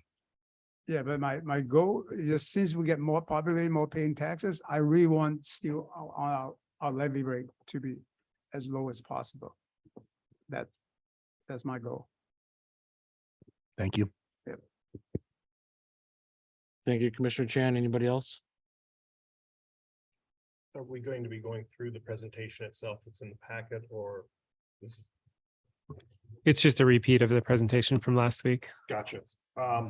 There was a number that I guess now hearing what inflation is, that I just wanted to kind of understand the forecast here. So KC, Office of Economic and Financial Analysis, this is page 59 in the packet. As 2024 inflation is assumed to be 5.7%. Given the changes in, the, I guess, unexpected decrease in inflation across, number one, is this 5.7% the national number? Because I'm assuming KC is Kansas City. I don't know what KC is. King County. King County. All right, that's even easier. All right. So this 5.7, is this number predating the current numbers, or are they saying they're expecting inflation to start rising again? It predates the current numbers. That was their forecast before. Remember when this presentation was done, I was like, CPI comes out tomorrow. So that's the update tonight. Do we know if they're going to be adjusting that anytime soon, just to kind of put things in context? I think they adjust it within 30 days of CPI being released. So they'll have a new Very curious forecast to soon. Find out what the new number is, given, the economic conditions. It does seem like maybe we dodged the doomsayers that were predicting a recession. So fingers crossed. I don't want to count our eggs before the CPIW is calculated for next year, but And good news. it is one of the forecasts that we look at for the long range forecast. We look at the King County, this same forecast. When it's updated, that'll be incorporated into our 6-year financial forecast that you'll get during budget. Gotcha. And with inflation rates going down in general, I'm sure it's going to take a while for that to start being reflected in, interest rate adjustments at the federal level. or the Fed bank kind of thing, when we're talking about doing all this capital facilities, expenditures, things like that, and the loans that may be involved. That's gonna have to be taken into consideration, but maybe it's not as bad as it currently would be if we funded everything now. So that's good. Yeah, I think, and this is something we'll keep an eye on, but I think the Fed is forecasted for another small increase the next time they meet, and then maybe they stop or starts coming down again. But yeah, it will impact ultimately when if we go to bond the CFP, it would impact those rates, not directly, but indirectly. Still remember in my college class, them talking about the 90s increases that were done, but it didn't seem like we actually needed them. That led to some of the pains that we saw afterwards. So hopefully we don't have them going too far this time, but we'll just have to see. Thank you. Thank you, Vice Chair Rowland. Anybody else? All right. Thank you. At this time, we're going to go ahead and take a break for 15 minutes. So it's 8:35 now. We'll reconvene at 8:50.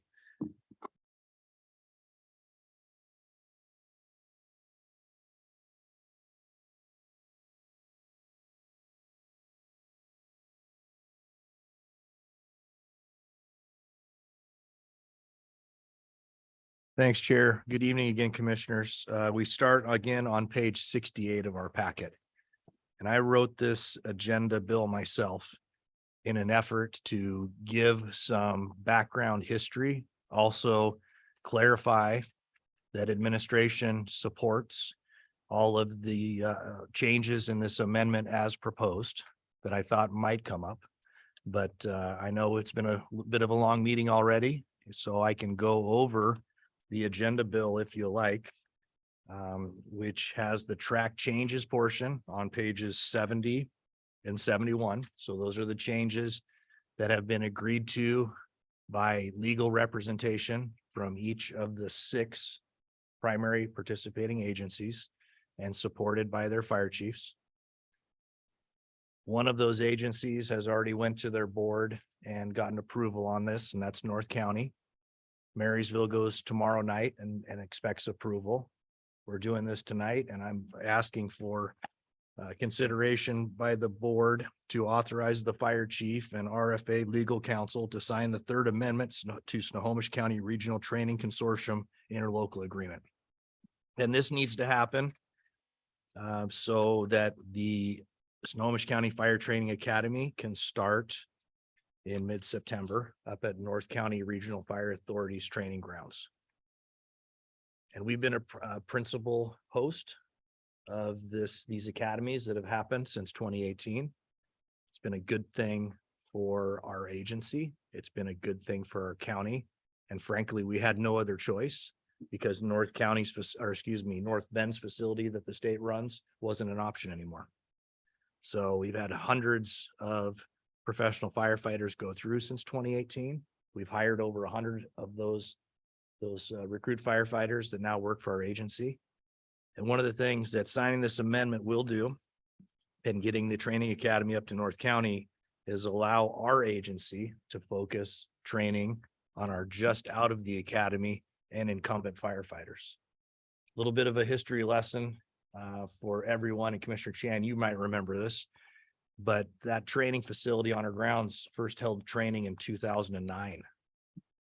Since then, we've merged with the city of Edmonds and their 50 firefighters. The RFA was formed with their 50 Linwood firefighters. The city of Mill Creek joined us with Station 76. We added 3 PAU units and 20 more employees through a city gate study. So what we found at hosting 2 academies a year, it really cuts into taking care of our own people and our own training. So we'll look forward to having that come back.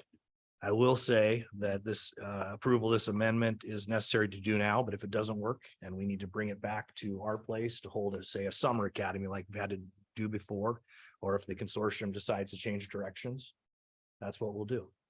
But in the meantime, I want to, since you haven't had the opportunity to go all the way up to 330 off of 300th Street Northwest, almost to the Skagit County line. Brian, can you show the slide deck of what this new training facility looks like that we're going to be starting training? So backside view of firefighters in training now, that gets an overview of the size of the site. Chief Isotelo and Chief Wells recently visited. The site itself is expandable for future increased development, but really cramming everybody into just off of I-5 where we can't burn. And something that was originally intended to be Fire District 1's structure. When Fire District 1, 11 and Mount Lake Terrace just came together. It's time to change direction. So anyway, that's what I've got for you tonight and welcome any questions. Commissioner Fernhoff. I know that since I became a commissioner, it's been a delight to see the recruits out here attending the academy. Is that something that will shift to this facility and that we won't see that kind of activity here again? We may at times see that kind of activity through the academy, but this will be the primary site for academy training. There's 68 recruits across the different agencies that are scheduled to start up in the fall. And with us, taking up about a sixth of that portion with our recruits. So you won't see the activity that you've had in the past by recruit firefighters. You'll see the same training going on with our crews. Okay. And by shifting venues, do we lose any sort of revenue as a that we had before under an ILA or something like that? It's fairly cost neutral. What we do lose and what's talked about in the agenda bill is essentially being the bank and or doing the finance processing that was originally intended through this interlocal agreement when Chief Stedman was here, that we've carried that workload on, and that will shift to North County. Gotcha. So that's where it's responsible to track billing, purchasing and so forth. Exactly. Excellent. Yep. All right. Well, sounds good. Thanks. Thank you. Commissioner Chan, you have your hand up? Yeah, first of all, I agree that I think that consortiums for the training is really good. I think Stagman is the one who kind of he kind of started it, right? And but I'm always also concerned about the liability part of it. Still, the consortium is not an independent entity, right? It's just all by agreement. This amendment as proposed does not change the base interlocal agreement and the indemnification clauses that have already been agreed to by the 6 participating agencies. So we won't repeat the same thing that if someone else had the problem, we have the problem. I just would restate again what I said previously is that, this amendment doesn't modify the indemnification clauses as already agreed to by South County Fire and the other 5 participating agencies. So who owns the North County own the training ground now? Yes, sir. So if any accident happened there, so who's responsible? Yeah, they have liability insurance through VFIS, our same vendor that for Nicholson that you all have met before, fairly recently for insurance on their property for their general liability. So if our people got hurt, there would be dual coverage, right? They're insured as our employees, right? And if it's an on-the-job injury, then that would apply to Washington State L&I, right? And then they also have insurance for the grounds themselves. So it'd take, who is liable for any liability, I think is what you're asking. So how about illegal activities, that type of thing? One thing I didn't put in this is the base interlocal agreement that we have all agreed to since 2018. It's just the amendment themselves. So that your question, Commissioner Chan, might be a good question for our August 1st meeting when we have Richard Davis here as legal counsel. Right. If you had specific question about And that. just mere protection. So this already being agreed by all their parties already. Yeah, this amendment, so the fire chiefs have agreed and they've spoken with their respective councils or commissions about this change. This is going to happen. Now it's just procedural at this point. North County has agreed to it already. It's before you tonight. And then Marysville will take it up tomorrow. Believe August 14th, Snohomish Fire District 4 was going to have this go on their agenda. I think Snohomish Regional Fire and Rescue will be kind of the last on this to process. And Chief DeMarco shared with me, he's working with the council president and the mayor to get it on their August agenda for approval as well. So even if we want to change anything, they won't, they still continue, either way, in or out, right? We don't really have that many, any changes. We cannot make any changes if we. That means if we do not agree on this, or we're out, right? If the commission would read the proposed amendments and track changes and now had issues with them not found by legal counsel, Richard Davis, at his review, then we would have to, like we talked about previously, pause on approving the Have to go into amendment that. tonight. But this, again, this has no alterations to any No of the alteration. baseline interlocal agreement and the concerns that you've expressed. Okay.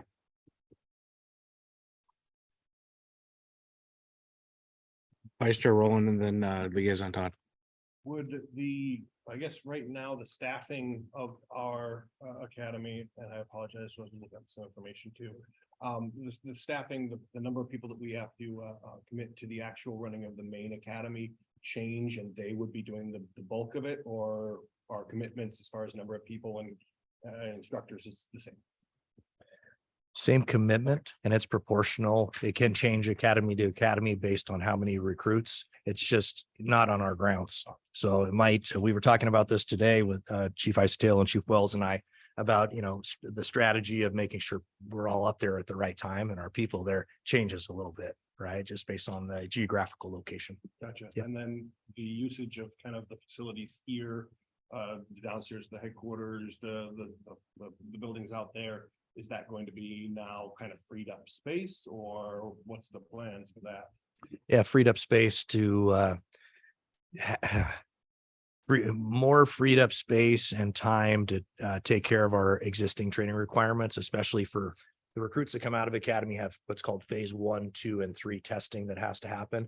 And it was, speaking, it's entertaining to watch sometimes how innovative our folks can be to try to run in a phase 1 test at the same time an academy is going at the same time. Maybe they're trying to do, like today, backing up and procedural drills for how to drive an apparatus. I mean, there's just limited real estate out there. So we'll fill the time and we'll fill the space. Awesome. Thank you. Thank you. Liaison Todd. Yeah, I apologize to staff for not reading this earlier. I'm looking at it now. 6 terms and conditions, and item 3. I think there's what would probably be a Scrivener's error potentially. It says this amendment may in counterpart. I think it's missing the words be signed after the word may. So this agreement may be signed in counterpart. I think it's probably a typographical error. I don't think that holds up approval tonight, but I think we recognize that the Scrivener's error might help smooth the. I'm looking, Chief, I'm looking at the bottom of page 70 in red. I think it purely somebody went cut and paste. I think somebody missed the words be signed after the word may. The same thing with the next sentence, ends with a period and a comma. Don't know, there's some links in there.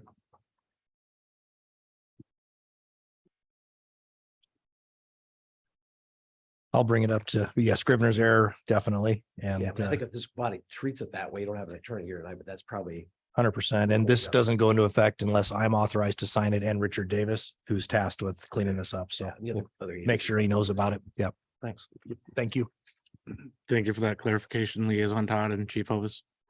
Anyone else?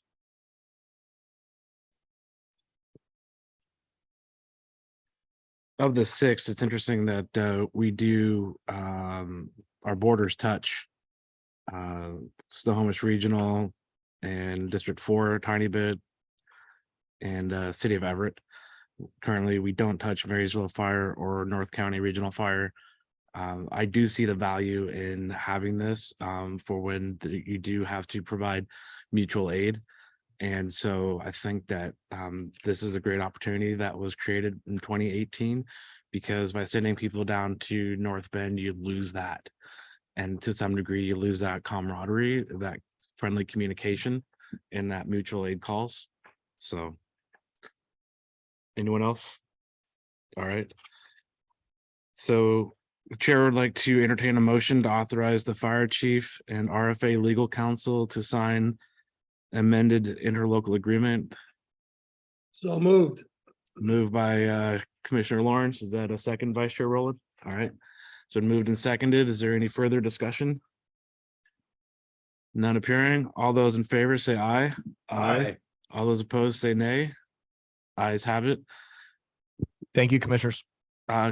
Chief Hovis, will there be a time in the future for us to tour the property? Yeah, great. Pictures don't do that place justice, or neither did the short video that Fire Chief Cermak sent to me, that it was just too short to really show you guys.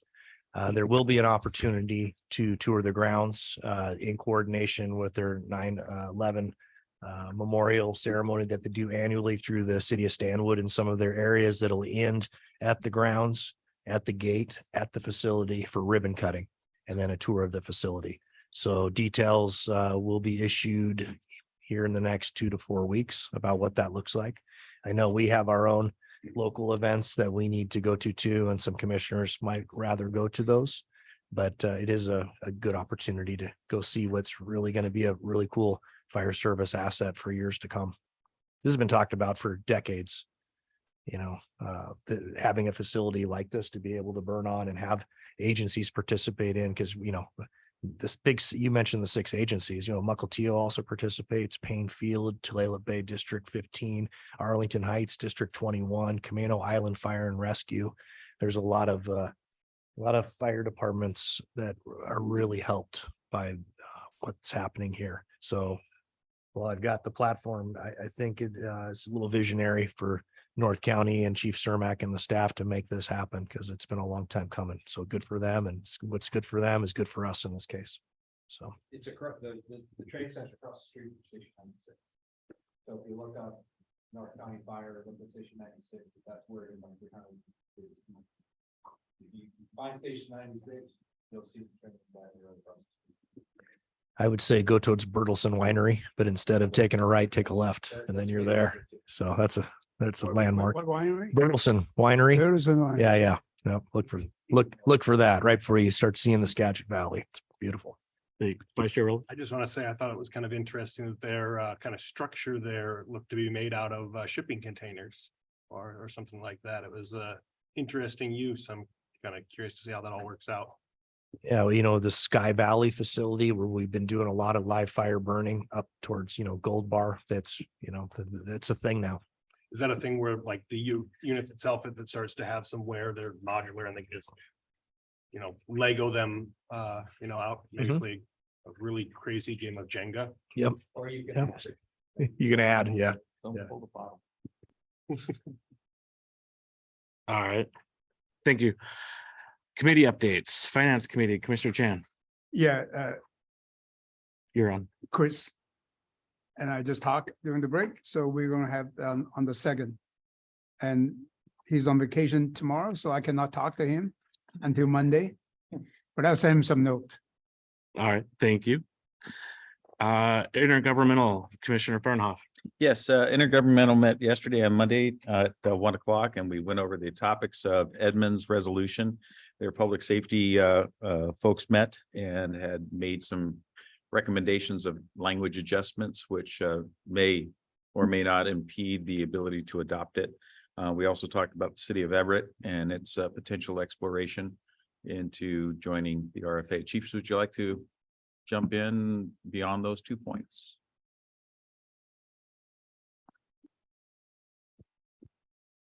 I think you did a great job of talking about both of those points. I know it's pretty exciting to have the city of Edmonds be thinking about this so quickly after Mount Lake Terrace and Briar, and after a great addition with Mill Creek, a little bit faster than we thought. And like I said previously, the 2 remaining city departments in this county and the economic pressures, through way back to initiative 747 and 695. Yeah, I think we'll all be thinking about what the best ways to serve our communities looks like in the future. Thank you, Chief. Thank you. So did I miss something? What's this that you mentioned about Everett?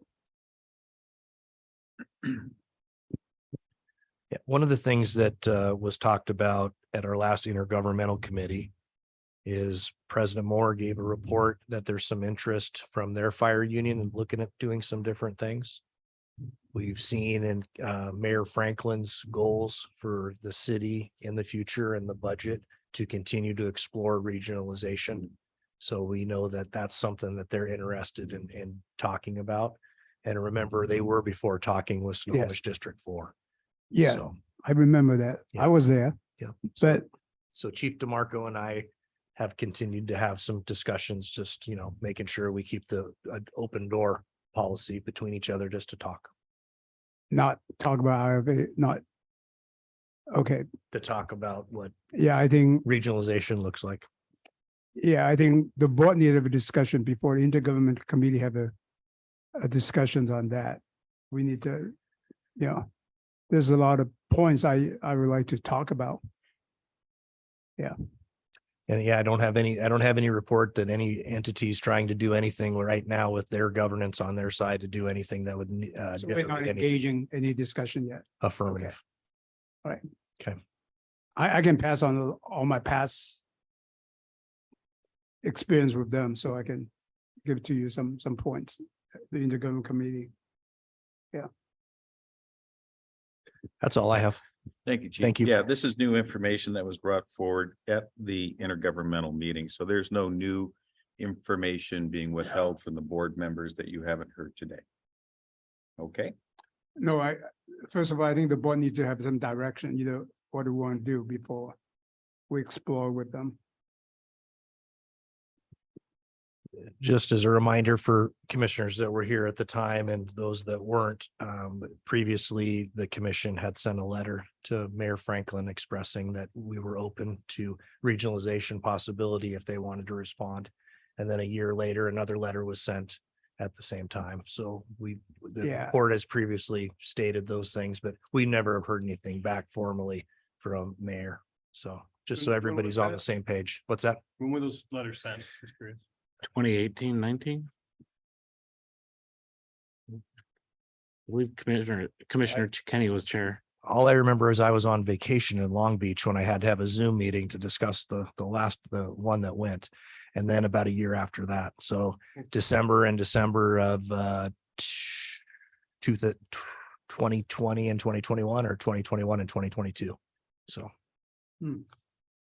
Ms. So- Blankenship will have copies of those if the commission's interested in seeing them. So they were sent in 21, 22, or 2018, 2019? Just curious. 20 and 21 or 21 and 22. I'm leaning towards 20 and 2021. Just curious. Thank you. Yeah, I can't remember. That's There you rare. I think it was 20. Commissioner Lawrence, you have your hand up. Yeah, when's Edmund's 2-year notice up? 2030 is when the contract is up. When's the 2-year notice? The initial term, 20-year term of the agreement, Commissioner Lawrence, it goes through 2030.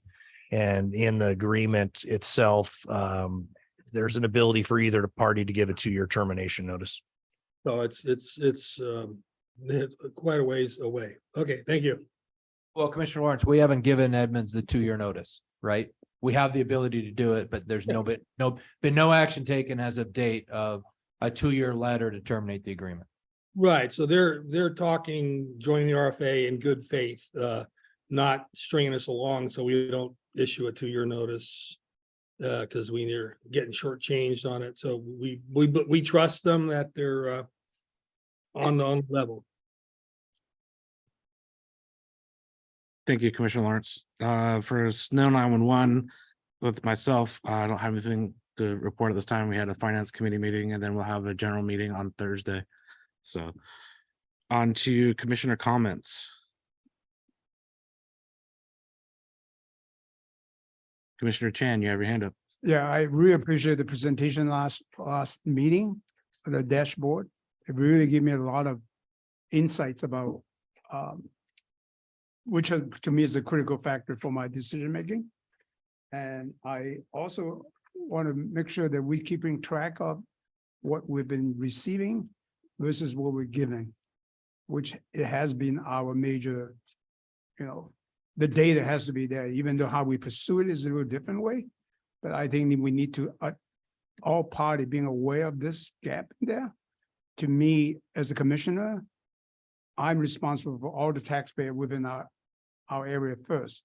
While we still need to be a leader in the whole area, But we gotta be careful how to explain to our cities, our people, how we will spend the resources and everything else. So be transparent to everybody. So I definitely appreciate the report. That's been looking for that for a long time, and it's really helped me a lot.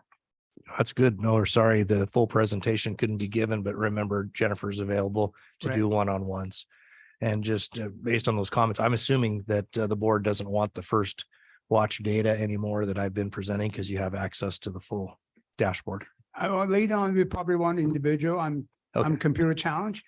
Okay, I was Yeah. talking about the pieces of paper, the old data. No, that used to I would provide. like to have every quarter. We have every 3 months, have some kind of little discussions.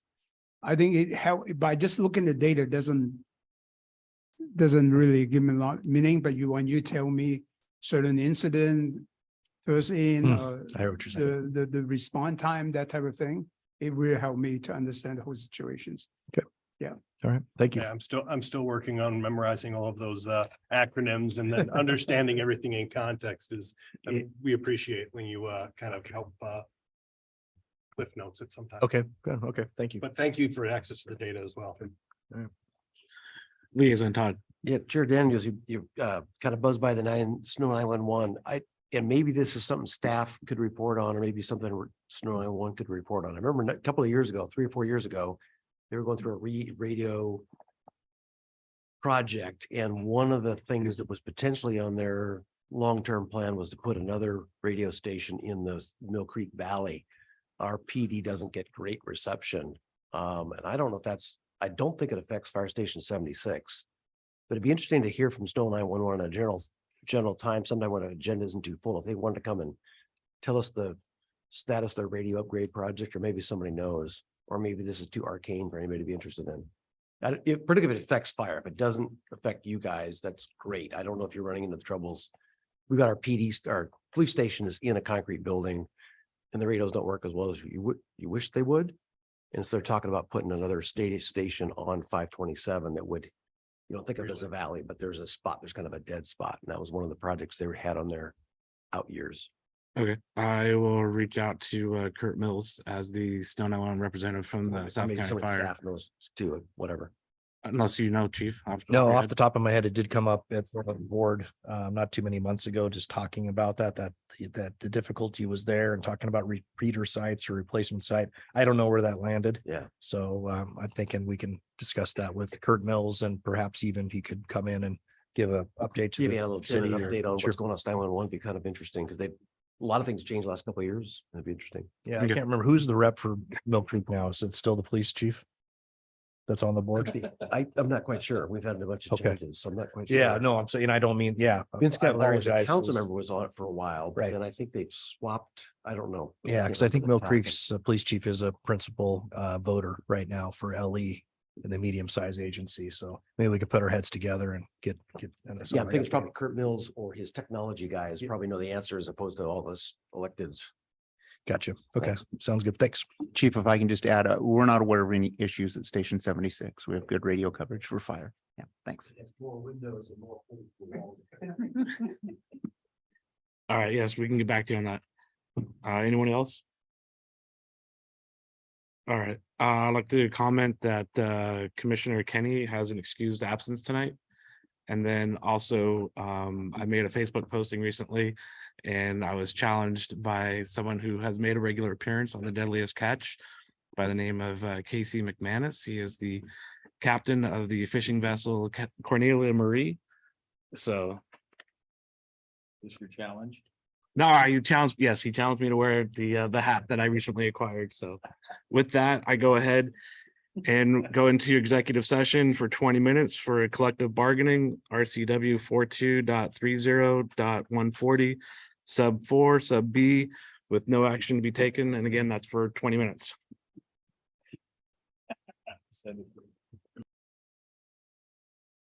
The executive session has been extended for 20 minutes.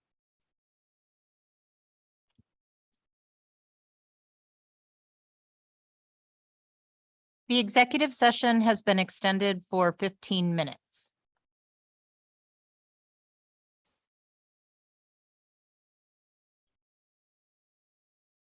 The executive session has been extended for 15 minutes.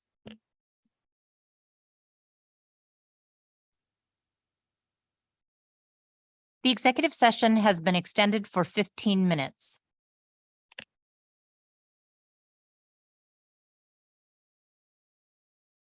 The executive session has been extended for 5 minutes.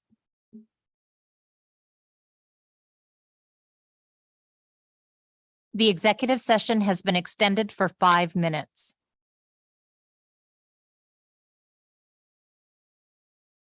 The executive session has been extended for 5 minutes.